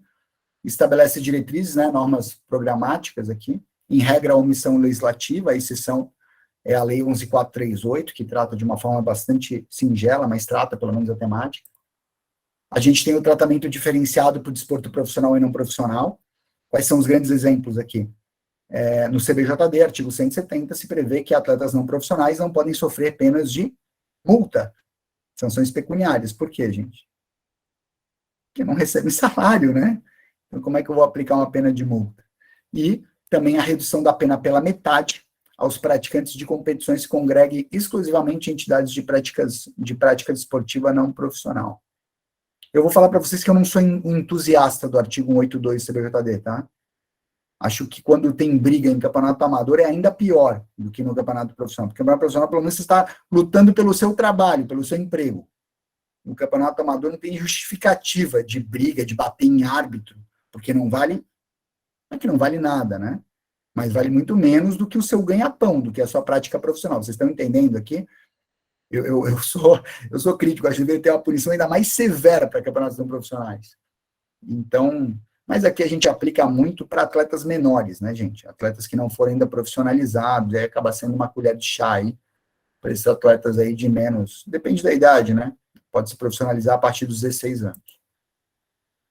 Bom, proteção e incentivo às manifestações esportivas nacionais já eu comentei. Agora vamos para os conceitos hardcore aqui. Esgotamento das instâncias da justiça esportiva. Primeira coisa é, o que é o esgotamento das instâncias da justiça esportiva? Esse é o primeiro ponto de polêmica. Em tese, qual que é a última instância da justiça esportiva brasileira? Em tese, a última instância da justiça esportiva brasileira não é no Brasil. É o CAISTAIS. Qualquer decisão de qualquer STJD cabe recurso, que na verdade chama arbitragem recursal, é um conceito estranho, né? Bastante estranho. Porque a adesão é prévia e você não tem um conflito originário do flagrado, mas toda decisão da STJD, ou de qualquer STJD, cabe recurso ao CAISTAIS, ok? Salvo se esse STJD não tiver vinculado ao movimento olímpico, aquela modalidade, mas se tiver, cabe recurso ao CAISTAIS. Primeira questão, tá? Para que eu comprove o esgotamento das instâncias da justiça esportiva, eu tenho que ir até o CAIS? E a resposta é não, evidentemente não. Não tem como o judiciário ou o constituinte brasileiro obrigar que você busque uma jurisdição fora do território nacional. Vocês entendem aqui? É uma situação absolutamente contraditória, né, perplexa. Então, o esgotamento das instâncias da justiça esportiva seria eu ir até a última instância da justiça esportiva no território nacional, que é o STJD, ou para conflitos que não acontecem dentro do Sistema Nacional do Desporto, que são os desportos aqui que são praticados nacionalmente, o último grau de jurisdição pode ser o próprio tribunal local, né? Então, se eu estou falando aqui, por exemplo, de uma disputa, de uma competição que é organizada por um estado, né? Ou seja, dentro de uma lógica olímpica, né? Jogos abertos, por exemplo, eu não vou para o STJD. Perfeito? Eu falo de jogos abertos, eu não sei se todos os estados têm jogos abertos, né? Aqui em Santa Catarina é muito forte, mas vocês devem ter torneios assemelhados, né? Pelo menos aí. Olimpíadas escolares e por aí vai. Os jogos universitários, né? Bom, então aqui, né? Aqui eu estou falando de competência para julgar conflitos relativos à disciplina e às competições esportivas. É interessante, né? Que eu fiz o apontamento do artigo 29 da lei do passe. E aqui eu estou indo longe, né? Que é a lei 6375/76, que antes da lei Pelé existia a lei do passe, né, gente? Tanto que, para quem é mais jovem há mais tempo, lembra, né? Pô, quanto é que custa o passe do atleta, né? Eu lembro, tem um caso interessante, esse é um exemplo, né, desses contos do futebol, né? Que o Beto, né, um meio-campista que foi campeão brasileiro pelo Botafogo em 95, jogou muito tempo no Flamengo também, tinha a alcunha simpática de Beto Cachaça, né? Ele foi adquirido de um clube do interior do Mato Grosso por 50 pares de chuteira. Olha que sensacional. Eu não sei se era o Sinop, depois alguém me corrige, aí eu vou buscar no Google. 50 pares de chuteira. E depois tornou um jogador de seleção brasileira, né? Foi convocado algumas vezes, não disputou Copa, mas foi convocado algumas vezes. Mas era o preço do passe. E a gente tem casos históricos no Brasil de jogadores que deixaram a profissão futebol em face do passe. não quiseram se submeter a continuar jogando para aquele empregador. Talvez um grande exemplo, aí eu vou longe, né? Mas um meio-campo chamado Afonsinho, que era o meio-campo dos anos 50 do Botafogo, que era considerado o Garrincha da época, nos anos 50, ele largou o futebol indignado pela norma do passe que era vigente à época. O que acabou com o passe no futebol, não só no Brasil, no planeta inteiro, tá? Foi a decisão do Tribunal de Luxemburgo no caso Bosman. Vou trabalhar com vocês na aula 5, tá? Então, não foi que o legislador brasileiro um dia, nossa, que coisa absurda o passe, despertou. Claro que não, muita gente não gostou da extinção do passe, né? Muita gente ganhava muito dinheiro, gente, com base no Instituto do Passe. Então, todo o desporto teve que se, digamos, economicamente se reestruturar, se reeducar. Hoje, o antigo passe, a gente tem um nome muito mais bonito, né? Que são os direitos econômicos, e, evidentemente, existe um respeito muito maior ao artigo 5º, inciso 13, né? Então, o atleta hoje tem uma liberdade de exercício de trabalho muito melhor, muito maior, ou seja, acabou o contrato de trabalho, o camarada pode ir para onde quiser. Naquela época, não, rompeu o contrato de trabalho, não podia jogar em lugar nenhum, porque, você não tem contrato de trabalho, não quis renovar, mas o passe continua sendo meu. Uma coisa muito, muito maluca, né? O passe, para quem não viveu naquele tempo, né? Eu estou circulando aqui na minha primeira tela, mas para quem não viveu naquele tempo, o passe é uma coisa incompreensível.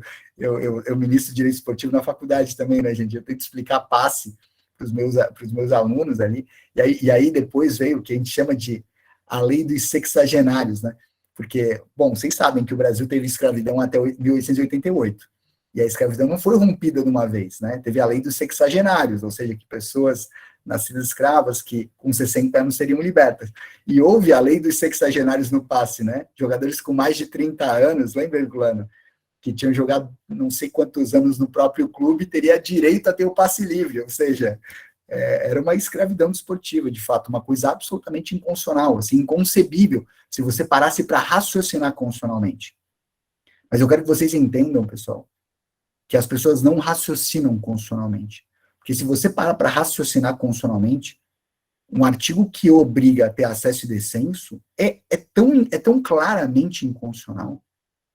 E o passe também era tão claramente inconstitucional. E as pessoas simplesmente se recusavam a ter esse tipo de discussão. Essa é a grande verdade, né? Muitas vezes a lógica jurídica está altamente clara, mas há outros interesses políticos, sociais, que simplesmente, né, turvam a visão, né? Fazem com que esse debate seja desinteressante. E aí comentei com vocês o chamado conflito constitucional aparente, né? Tá, mas como assim? Não tem a inafastabilidade do controle jurisdicional? Como que tem que ter esgotamento de vias esportivas? É o que eu expliquei para vocês. E aí agora a gente vai começar a trabalhar os fundamentos da chamada regra do esgotamento das vias esportivas. E é muito interessante, em que pese o Álvaro ter idealizado isso, de alguma forma, eu discordo completamente dos fundamentos, da motivação do esgotamento das vias esportivas que ele defendia nas obras dele, né? A primeira motivação era a falta de celeridade da jurisdição estatal. Bom, primeiro que isso não pode ser um motivo para você tirar ações do judiciário, porque senão eu vou tirar tudo do judiciário, né? Deixar claro para vocês, evidentemente não é um motivo, e outra, né? Eu quero deixar claro para vocês que muitas vezes o mandado de segurança é sentenciado mais rápido do que do que sai uma decisão da justiça esportiva. Hoje, um recurso para STJD, não raramente está demorando 2, 3 meses para ser pautado, e isso não é célere, gente. Isso não é nada célere. Estou falando de STJD do futebol, né? Então, a falta de celeridade da jurisdição estatal não pode ser um motivo para eu esvaziar a competência da jurisdição estatal. Não faz nenhum sentido, né? E 2, o despreparo do judiciário para solver questões jurídico-desportivas. E aí eu vou voltar para vocês sobre a empáfia do movimento desportivo. Um juiz, ele pode julgar a anulação de um contrato de M&A, de fusão de empresas multinacionais. Mas interpretar o CBJD é uma questão muito complexa para um juiz concursado. Vocês estão de sacanagem comigo, né? Então quem trabalha no direito desportivo é só gente que tinha nota de corte para o MIT, para Harvard, para Yale, né? Porque um juiz ele não consegue entender um conflito desportivo. essa discussão é tão absurda que eu não tenho nem como atacar ela, né? Eu sempre brinco, né? Os argumentos mais difíceis de serem rebatidos são os absurdos, né? Porque a gente tem dificuldade de fazer construção lógica para rebater. Mas só existe uma fundamentação, que é a fundamentação que eu, não por acaso, mas, né, lógico, não só eu, né? Mas é a fundamentação que eu defendo, né? Que é a preservação da autonomia disciplinar interna corporis. Você pensa comigo, numa associação de bairro, se um associado viola o estatuto, quem é que julga ele? A própria associação.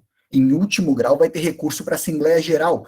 Mas quem julga a infração ao estatuto da associação de moradores do bairro, de associação de, sei lá, associação de advogados de Aracaju? Ela tem um estatuto. Se houver uma violação estatutária, quem julga é a própria associação. Se eu estou falando de uma violação de um código desportivo e não da lei estatal, quem é que julga? O próprio movimento desportivo, porque isso é autonomia sancionatória disciplinar. A autonomia, gente, ela tem várias camadas. Eu estou falando de autonomia de organização, eu estou falando de autonomia de funcionamento, eu estou falando de autonomia para escolher os seus representantes, autonomia eleitoral, eu estou falando de autonomia sancionatória. Então, a partir do momento que o Estado ele quer se imiscuir no mérito de sanções que não envolvem violação de lex pública, ele está ferindo a autonomia, claramente ferindo a autonomia associativa. Vocês concordam comigo? Vocês me entendem? Essa é toda a razão do esgotamento das vias esportivas. É nada mais, gente, do que uma consequência do respeito à autonomia desportiva prevista no artigo 217, inciso 1, e a autonomia associativa prevista no artigo 5º, inciso 18, nada mais. Na verdade, é o que eu sempre brinco, né? Só o artigo 5º, inciso 18, ele já seria suficiente para tudo isso que a gente está conversando. Mas, às vezes, a gente tem que explicar melhor, né? A gente tem que aclarar melhor, porque as pessoas têm dificuldade de trabalhar com princípios constitucionais. E isso, inclusive, é uma baita ignorância. Eu vejo muita gente criticando decisões aí de tribunais superiores. Pô, isso aí é decisão com base em valor jurídico abstrato, tá, cara? Desde quando o princípio constitucional é valor jurídico abstrato? Vocês entendem? Óbvio que existem valores jurídicos que têm um grau de programaticidade, ou seja, são normas muito mais programáticas e mais abertas, né? Como aqui eu posso falar de dignidade da pessoa humana, que é o grande supertrunfo. Agora, gente, a autonomia associativa não é valor jurídico abstrato, me desculpa.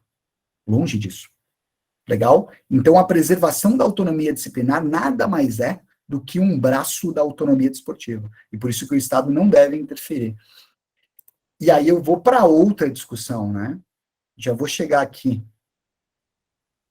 Se eu estou falando de preservação de autonomia, é com esgotamento e é sem esgotamento também. É antes do esgotamento e é depois do esgotamento. Não é porque esgotou as vias da justiça esportiva que agora o Estado pode violar a autonomia esportiva. Já vamos chegar lá, né? Esse é o ponto final da aula. Bom, a definição do esgotamento de instâncias aqui, como eu falei para vocês, essa é uma polêmica já mais tranquila, mais pacificada, né? Ou seja, teria que ir até o STJD, né? E aqui o chamado prazo de 60 dias, contados da instalação do processo. Ultrapassado esse prazo, não se torna preclusa a justiça esportiva. Isso é bom deixar claro, né, gente? Passou 60 dias, não é que a justiça esportiva se torne incompetente. É que isso simplesmente autorizaria você chegar no Poder Judiciário. Ingresso ao Judiciário antes do prazo incorre em falta de condição da ação, né? Ou rejeição da inicial por inépcia. Gente, eu sou um crítico voraz do prazo de 60 dias.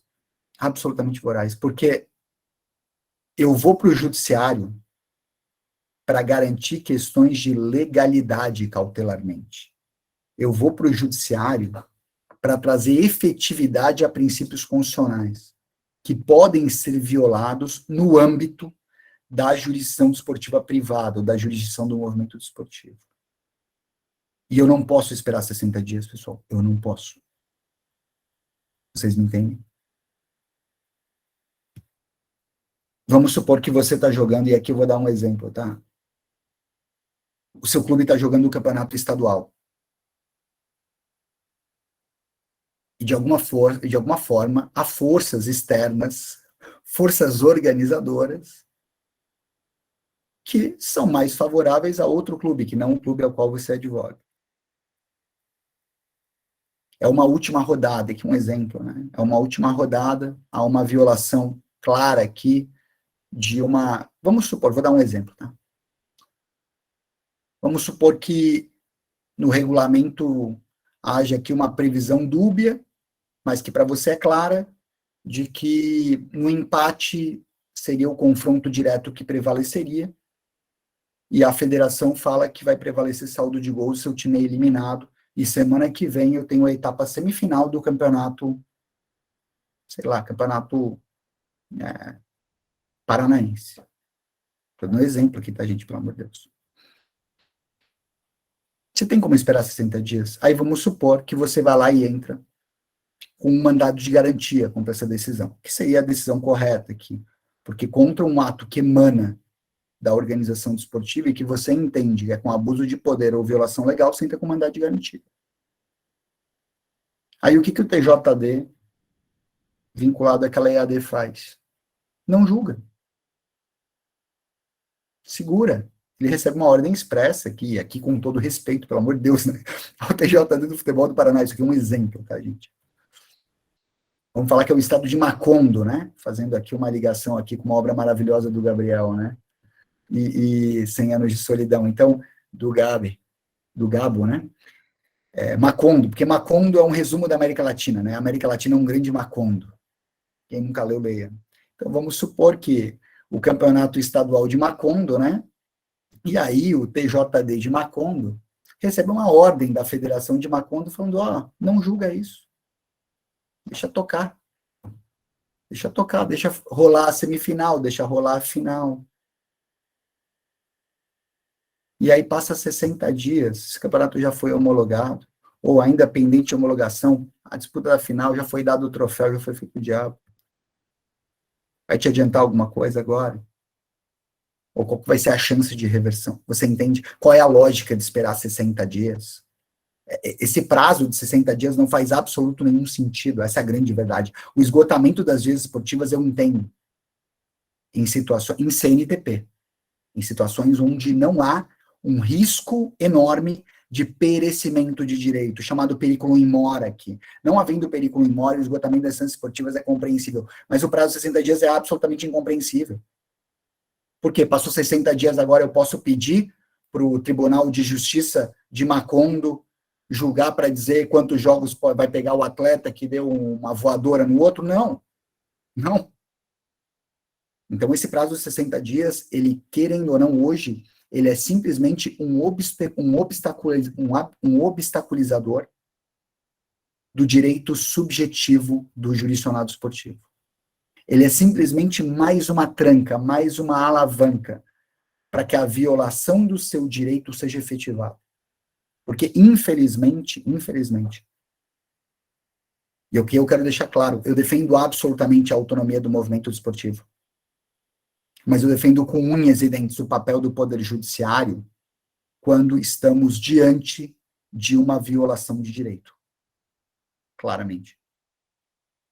Olha só, vocês não acham que seria razoável o Poder Judiciário não substituindo a jurisdição desportiva? Eu não concordo que o Judiciário deva dizer, não, deve classificar o seu clube e não o seu clube, porque eu entendo que é confronto direto e não saldo de gols. Isso o Judiciário não pode fazer. Agora, o Judiciário não poderia baixar uma decisão dentro de uma obrigação de fazer, mandando a federação não realizar as etapas seguintes do campeonato macondense de futebol sob pena de multa diária de R$100 mil o dia? Isso não ia fazer com que o TJD se acelerasse, meu amigão? Você está vendo alguma sentença substitutiva de mérito desportivo nesse caso? Você está vendo alguma violação da autonomia jurisdicional desportiva nesse caso? Não, eu estou vendo o Estado acudindo o direito de um vulnerável do movimento desportivo. Eu quero dizer uma coisa para vocês. Sabe por que é tão maravilhoso ser advogado desportivo? Porque o movimento desportivo é recheado, é repleto de vulneráveis. Repleto. Eu recebo ligações de vulneráveis quase todos os dias. Pessoas que tinham um índice melhor do que o atleta da sua modalidade, mas em virtude do atleta da outra modalidade ser treinado por um amigo que é presidente da confederação, ele que vai representar o Brasil no campeonato mundial e não o melhor atleta. Eu vejo clubes pequenos aí que muitas vezes também são prejudicados, seja no futebol, seja no vôlei, seja no basquete. Isso é diário, gente, porque o sistema é bruto e o sistema passa o carro. Ou não. Ou não. Ou vocês têm a ingenuidade de pensar que o sistema desportivo é fraco e que o sistema desportivo não tem as suas predileções. Vocês acham isso? E eu estou falando aqui, e eu quero já elogiar, né? Eu, graças a Deus, hoje faço parte do sistema. Sou presidente de um TJD. E graças a Deus, aí uma pessoa absolutamente proba, que é o atual presidente da Federação Botafogo de Futebol, né? Quem conhece aí o Dr. Rubinho, cara maravilhoso. Mas, gente, ele é um bom dirigente. Há exceções. Eu não digo que os maus dirigentes são a regra, mas há exceções, e as exceções são mais numerosas do que eu gostaria que elas fossem. A gente presenciou um escândalo do judô esse ano, faz poucos meses, né? Esse ano, final do ano passado. É o que tem o tempo inteiro, gente. O sistema desportivo é uma máquina de moer vulneráveis. E se eu deixar meramente o movimento desportivo, ou a função jurisdicional do movimento desportivo, servir aos interesses da organização administrativa, sem o Poder Judiciário dar um pio, isso é um problema, pessoal. Eu não quero que o Poder Judiciário entregue a jurisdição desportiva. Mas eu quero que ele se utilize de instrumentos de força quando eu estou vendo o direito de pessoas físicas e jurídicas serem claramente violadas no âmbito concreto. Vocês conseguem entender essa posição?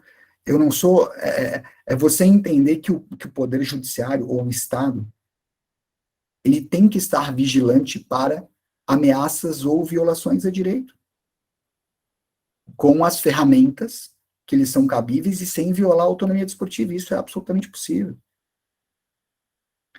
Quando esse exame é meramente de legalidade e não é de mérito. Quando esse exame visa a proteção de danos maiores e não a substitutividade jurisdicional. Legal? Bom, eu já estou deixando claro aqui qual é a minha posição, né? Antes de terminar a aula, né, galera? Eu já vou me entregando aqui, né? Vitor, já te passo a palavra de volta, tá? Por gentileza. Aqui, gente, assim, ó. Eu sei que tem artigos mal redigidos em todo o ordenamento jurídico brasileiro. Mas aqui o legislador, ele estava de brincadeira. Ele estava de brincadeira. Olha só, olha o que diz o artigo 52, parágrafo 1º, da Lei Pelé. Sem prejuízo do disposto nesse artigo, as decisões finais dos tribunais desportivos são impugnáveis nos termos gerais do direito. Jesus amado, o que é uma decisão ser impugnável nos termos gerais do direito? Vocês conseguem me explicar isso, não? Porque a grande discussão, eu quero que vocês entendam, são duas. Primeiro, o judiciário pode ou não pode modificar uma decisão desportiva? Primeira discussão. Segunda discussão, quando ele modifica, ele pode atacar mérito ou ele apenas ataca critérios formais de legalidade estrita? 3. Quando ele ataca mérito, ele pode atacar mérito de forma meramente anulatória ou com substitutividade de mérito? Essas são as 3 camadas de discussão. Perfeito? O judiciário pode ou não pode? Se pode, que é só legalidade ou mérito. Se pode mérito, com sentença anulatória ou com sentença substitutiva. Rodrigo, não entendi o que é uma sentença anulatória e uma sentença substitutiva de mérito. Vamos supor que eu, como empregador, aplique uma pena de suspensão de 30 dias no empregado meu. Certo? Posso fazer isso, gente? Posso. A CLT me permite, né? Artigo 484 da CLT, se não me engano. E aí esse empregado vai para o Poder Judiciário dizendo que a sanção disciplinar que ele recebeu que inclusive tem prejuízo salarial, ela viola a CLT, porque ele não incorreu em nenhum dos artigos, das alíneas, né, do artigo 482 da CLT. Todo mundo comigo? Não estou falando nada estranho aqui, né? Eu, como juiz do trabalho, eu posso anular a pena de suspensão de 30 dias dele? Posso. Entendi que, de fato, o empregado não cometeu nenhuma violação ao artigo 482, declaro nula a pena de suspensão de 30 dias. Posso. O juiz ele pode chegar e falar o seguinte, olha, eu estou anulando a de 30 dias e trocando por uma de 15. E esse empregado vai ficar 15 dias suspenso. Ele pode fazer isso? Sabe por que ele não pode fazer isso? Porque aplicar a pena de suspensão é uma prerrogativa exclusiva do empregador. O Estado brasileiro não pode aplicar uma pena de suspensão do empregado. Vocês entenderam a lógica? O Estado brasileiro não pode dizer que o atleta, sei lá, Vinícius Júnior, deve tomar 3 jogos de suspensão porque deu um carrinho por trás. Ele não pode fazer isso, porque essa é uma prerrogativa exclusiva do movimento esportivo. Mas ele pode anular uma pena de suspensão de 3, de 4, de 5, de 8 jogos, se ele entendeu, no primeiro ponto, que houve violação de legalidade de procedimento, houve violação de princípios constitucionais ou do contraditório da ampla defesa, ou até de questões aqui de regular processamento e formação processual, né? Ou seja, nulidade de estação. Não pode? Evidentemente pode.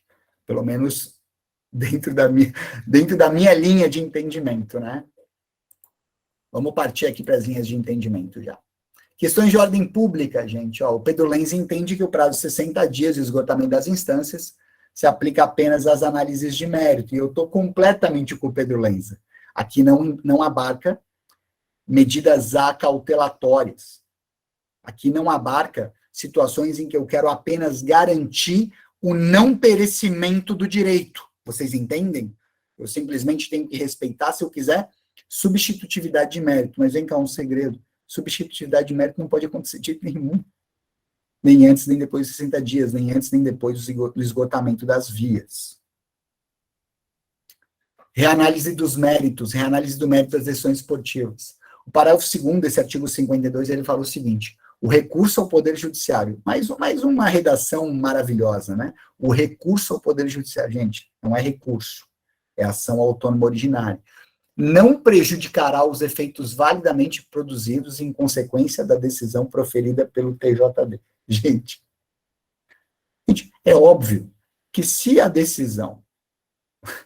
os efeitos da decisão foram validamente produzidos, por que um juiz vai anular ou substituir essa decisão, gente? O legislador fala assim, juiz, se essa decisão é legal, você não pode anular nem substituir. Aí eu disse, mas por que eu faria isso? Ou seja, né, o artigo 52, os parágrafos do artigo 52, eles não ajudam em absolutamente nada. Mas cabe aqui a gente tentar uma interpretação hermenêutica conforme, né? Uma interpretação conforme a Constituição. E aí aqui eu vou apresentar para vocês as 3 linhas, tá? Que são as linhas presentes na doutrina. E vou, evidentemente, também apresentar a minha linha, né, que está entre as 3. Primeira, impossibilidade de reanálise. O judiciário não pode analisar mérito de jeito nenhum. O Álvaro é um dos defensores dessa linha, tá, gente? Fundamento 1, desprestígio das decisões da justiça esportiva. Gente, eu não quero prestígio, eu quero respeito à ordem constitucional, compatível com discricionariedade administrativa, mas aqui é um erro, porque eu posso analisar no mérito uma decisão administrativa para anulá-la. Vamos supor que chegou um auditor fiscal da Receita Federal, um auditor fiscal do trabalho, foi lá na sua obra e embargou a sua obra. E vamos supor que haja legalidade formal naquele auto de infração. Mas ele pode entrar no mérito da infração, analisando a sua obra, fazendo uma inspeção judicial ou fazendo uma instrução judicial, e ele pode analisar aquele auto de infração e anulá-lo no mérito. desde que seja uma sentença anulatória e não substitutiva. Perfeito? Uma anulação de um auto de infração pode ser por vícios de legalidade, mas também pode ser por vício de mérito. Deixa claro aqui. Então, isso também não entraria nessa análise, né, da discricionariedade orientativa. Autonomia jurisdicional, e aí aquela discussão, né, beleza? Qual que é o limite da autonomia jurisdicional? A legislação portuguesa prevê isso, então seria uma analogia com a legislação portuguesa à época, né, da Constituição de 88, e seria a melhor exegese do dispositivo. Quem é que sempre defendeu essa corrente, né? Principais expoentes, tá? O Álvaro Melo Filho, o Marcílio Krieger, né, que é um jurista catarinense aqui, que também era um jurista com bastante afinidade de pensamento com Álvaro, e o Geraldo Santana Lanfredi. Aqui são os 3 maiores defensores. Trouxe 2 decisões aqui, depois vocês podem consultar a parte, eu vou deixar o material com vocês, né? 2 decisões do TJ de São Paulo que entendem que não cabe reanálise em nenhum momento. A minha linha é a linha do meio, né? É a possibilidade de análise de mérito apenas no caso de afetação das esferas, não propriamente desportivas, ou seja, quando essa decisão de mérito viola a ordem pública. Perfeito? É possível que isso aconteça? Óbvio. Vamos supor que eu tenho um procedimento que correu no STJD do futebol inteiro, e aí eu vejo que a decisão de mérito viola princípios constitucionais. Eu posso anular essa decisão. Um exemplo aqui seria até a hipótese de eu entender que a pena de banimento poderia violar a ordem pública constitucional no que envolve a liberdade de exercício de qualquer ofício ou profissão. Um dos exemplos aqui, tá? Cabe ingresso judicial caso ataque outras esferas, como exemplo de decisões que afetem direitos de ordem profissional e econômica. Limite da autonomia disciplinar esportiva dentro das fronteiras estatais são as normas de ordem pública, ou seja, eu não posso criar uma norma dentro do movimento desportivo que viola a ordem pública naquele território, e se há essa violação, eu vou ser obrigado a anular a decisão desportiva, ou seja, limita-se, a análise de mérito limita-se à antinomia real entre lex esportiva e lex pública. Quando eu vejo que a decisão desportiva invade uma área de competência do poder público e viola uma prerrogativa de direito fundamental. Esse é o meu entendimento e do Martinho Neves Miranda, né? A gente que escreve um pouco mais sobre essa temática, tá? Não sei se alguém conhece o Martinho Miranda, mas ele também comunga esse mesmo entendimento. A base aqui é a jurisprudência internacional. Esse é o entendimento da jurisprudência internacional, especialmente da jurisprudência do Tribunal de Justiça da União Europeia, que é o Tribunal de Luxemburgo. E os grandes casos aqui, o caso Bosman, o caso Donai e o caso Meca Medina, tá? Dentro do judiciário brasileiro, a gente nunca teve, pelo menos transitado em julgado, uma anulação de mérito, tá? De decisão da justiça esportiva. A gente vai falar um pouquinho por que na aula 5. Mas esse é um entendimento internacional sobre a matéria, digamos, que é impulsionado pelo Tribunal de Luxemburgo, né? E eu tenho o terceiro entendimento, que é um entendimento, né? Que é possibilidade de reanálise total. Esse é um entendimento que eu acho pouquíssimo defensável por violar a autonomia desportiva. Ou seja, que, transitou em julgado na justiça esportiva, eu posso levar para a vara civil daquele município e ele pode trocar a pena de 4 jogos para 2 jogos, a pena que era no 254 do CBJD, ele passa por 250, vocês entenderam aqui? Ou seja, que ele pode funcionar como se a justiça esportiva fosse, com a mesma liberdade jurisdicional da justiça esportiva, desde que esgote as vias, né? Esse entendimento, evidentemente, ele é mais defendido por constitucionalistas não vinculados ao movimento esportivo, né? Coloquei aqui Jorge Marmelstein, Pedro Lenza e Zainer Gerais Neto, que escrevem um pouquinho sobre isso. A maior parte nem escreve sobre essa matéria. Dizem que é a interpretação inconstitucional do artigo 52, porque ser impugnável no termo geral do direito é ser impugnável tanto na análise de formalidade / legalidade quanto mérito, né? A justiça esportiva não se constitui tribunal administrativo, então não teria essa prerrogativa de independência ou de autonomia desses tribunais, e as próprias decisões judiciárias são reformadas. Então, se eu reformo decisão do judiciário, quem dirá da justiça esportiva? Óbvio que aqui não há um grande apreço ao princípio da autonomia desportiva, que eu acredito que seja o grande calcanhar de Aquiles e a razão de discordância dessa teoria. Jurisprudência que eu junto para vocês aqui é uma apelação civil bem antiga, tá, do TJ do Paraná, pela dificuldade de se achar essa temática. Gente, vou terminar minha aula trazendo um julgado interessante, que é o único julgado do STF sobre essa matéria. Não é uma decisão que o STF entra no mérito, mas o Fachin, que é o relator, ele flerta com o mérito, quando ele nega o agravo em regime, em recurso extraordinário que vem do TJ de Minas Gerais, tá? Eu vou passar a ementa, porque a ementa é meio chatinha, né? E gigantesca, e vamos para os pontos aqui da ementa, tá? Os pontos vinculados aqui ao acórdão, perdão. Não cabe ao Poder Judiciário se imiscuir no mérito da decisão prolatada pela Justiça Esportiva, que possui especialização e autonomia quanto às suas decisões, mas possível apreciação de ilegalidades no procedimento à luz das disposições do ordenamento jurídico pátrio, limitada a atuação nos termos do artigo 217, parágrafo 1º, ou seja, preservação da autonomia desportiva, ao esgotamento de suas instâncias. Arguida a nulidade por violação dos princípios do contraditório e da ampla defesa no bojo de processo administrativo disciplinar, cabe à parte autora, nos termos do artigo 3731 do CPC, comprovar as irregularidades do procedimento. Ele fala o seguinte: a violação contraditória e ampla defesa cabe aqui, é objeto de anulação dessa decisão, mas o ônus da prova seria do jurisdicionado que teve a sua prerrogativa violada. Afastada a tese de inobservância do contraditório e ampla defesa, quando comprovada que essa foi regularmente notificada para prestar defesa e produzir contraprova e permaneceu inerte, permitindo a decretação de sua revelia e não promovendo as diligências necessárias à sua defesa. Aqui, fundamento TJ de Minas Gerais. Aqui a sentença foi mantida, recurso não provido, e o Fachin entendeu pela manutenção dessa decisão que veio do Tribunal de Justiça de Minas Gerais.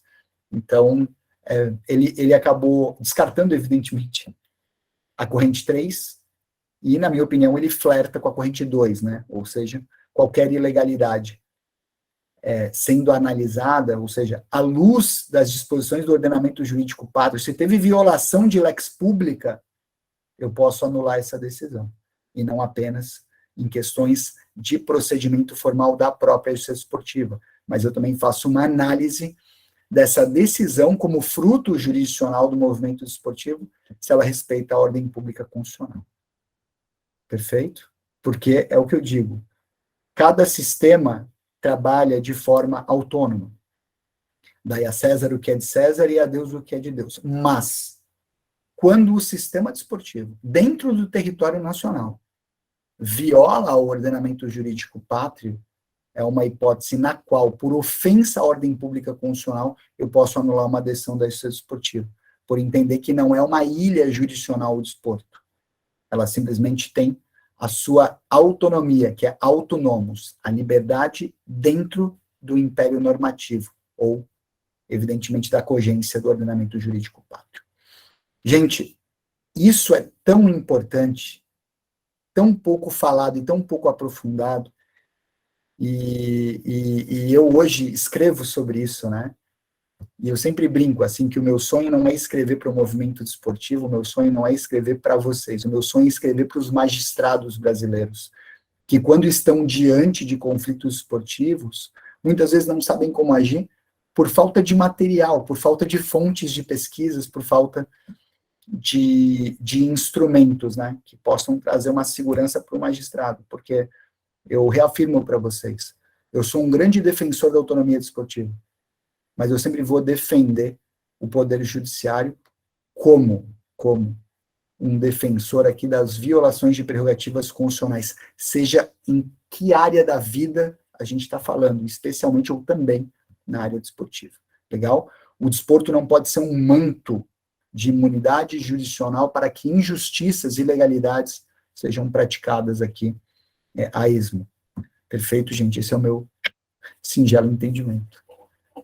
Obrigado, gente. Eu, assim, né, não sei se vocês veem o brilho no meu olho, eu amo essa temática, é o que eu gosto de pesquisar, o que eu amo pesquisar, os limites da intervenção estatal por meio da sua função jurisdicional na prática desportiva profissional, e especialmente trabalhando essas questões de análise de mérito no âmbito anulatório e substitutivo, né, que são discussões aí importantíssimas. Legal, gente? Alguma pergunta? Primeiro, obrigado, né, pela paciência de me escutar até agora. Espero de coração que vocês estejam curtindo tanto esse curso quanto a gente, né? Então, é uma oportunidade, queria agradecer mais uma vez a ESA de São Paulo, não só por estar realizando esse curso, mas realizando esse curso de forma gratuita, né? Trazendo a democratização do conhecimento. E serei, eu digo, eu estava brincando com a Flávia, né? Eu hoje, eu nego mais convite do que aceito, né? Não sei se isso vem com a idade, que quando eu era mais jovem, né? Eu aceitava convite até para batizado de boneca, né? E hoje para me tirar de casa, para me tirar da zona de conforto, é muito mais difícil. Mas esse projeto da ESA é um projeto tão bacana, gente, que permite esse diálogo mais aprofundado, porque para a gente é muito frustrante, honestamente falando. Lógico, eu fico super lisonjeado com os convites, mas às vezes, para palestrar 20 minutos numa mesa redonda, né? A gente é para dar oi, tchau, né? E dar uma ideia para vocês refletirem, e aqui a gente consegue ter um papo com mais profundidade e com mais reflexividade, né? Porque o mais importante é que nós sejamos sempre críticos e reflexivos em relação ao nosso sistema, analisando tudo à luz da ordem jurídica constitucional, né, que é o fundamento máximo da nossa democracia. E toda a prática social, esportiva ou não, tem que estar adstrita a esse controle. Legal? Doutor Vitor, vou te passar a palavra aí para uma perguntinha. Voltando à questão dos 60 dias de prazo, né? Eu até anotei aqui a questão, deixa eu só pegar aqui, porque vieram outros temas depois, né? Considerando, né, tomando por paradigma, no caso, campeonatos que possuem outras rodadas, né? Então ainda teria um prazinho aí para conseguir, dependendo do caso, um julgamento, né? Esses tipos de campeonatos, né? E o Periculum in Mora, haveria possibilidade para tentar suplantar esse imbróglio aí do não julgamento dentro de um prazo do manejo de um mandado de segurança com cautelar, ou, nesse caso, entraria naquela mesma situação da carência da ação. Vitor, posso chamar de Vitor? Vitor, a questão toda é a tutela, tá? A tutela que tu vai estar pedindo ou está requerendo, né? Eu acredito que hoje aqui o caminho seria um procedimento acautelatório, meramente acautelatório, e por meio de uma ação autônoma, e não um mandado de segurança, porque eu não tenho aqui uma violação de abuso de autoridade administrativa, né? Eu vou dar um exemplo aqui, né? Eu posso entrar com mandado de segurança contra o reitor de universidade, por exemplo, privada, porque a educação é uma delegação do poder público, mesmo a educação privada, mas a prática desportiva profissional, ela não é delegada, ela é de prerrogativa já inicial dos privados, tu me entende?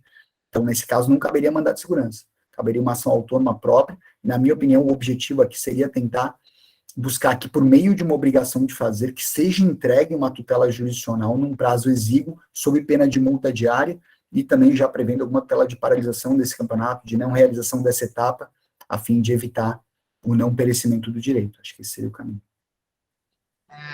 Só porque talvez eu tenha me confundido em uma coisa só apenas, então. Eu pensei no mandado de segurança justamente porque eu considerei, no caso da Justiça Desportiva, como parte integrante também do poder público, entendeu? Mas não, ela seria então parte privativa, né? Se ela fizesse parte do poder público, ela, por nascença, seria uma violação constitucional. Porque se eu tenho um tribunal público julgando uma matéria associativa, eu tenho uma violação da autonomia jurisdicional. Entendi. Não, então pelo menos o raciocínio em relação a cautelar tá ok. Entendi. Não, perfeito. Show. Maravilha. Gente, obrigado, um beijão para vocês. Daqui a pouco tem Flamengo e Vélez Sarsfield, né? O último Flamengo e Vélez que eu lembro teve bolacha do Edmundo, ele tomou bolacha de volta, voadora do Romário. Vamos torcer para que seja um jogo mais pacífico hoje, né? Tá bom, gente? Beijo no coração de vocês, tá? Até daqui a 15 dias. Estou à disposição. Qualquer dúvida é só enviar Instagram, e-mail da ESA. Tamo junto, tá? Tchau, tchau.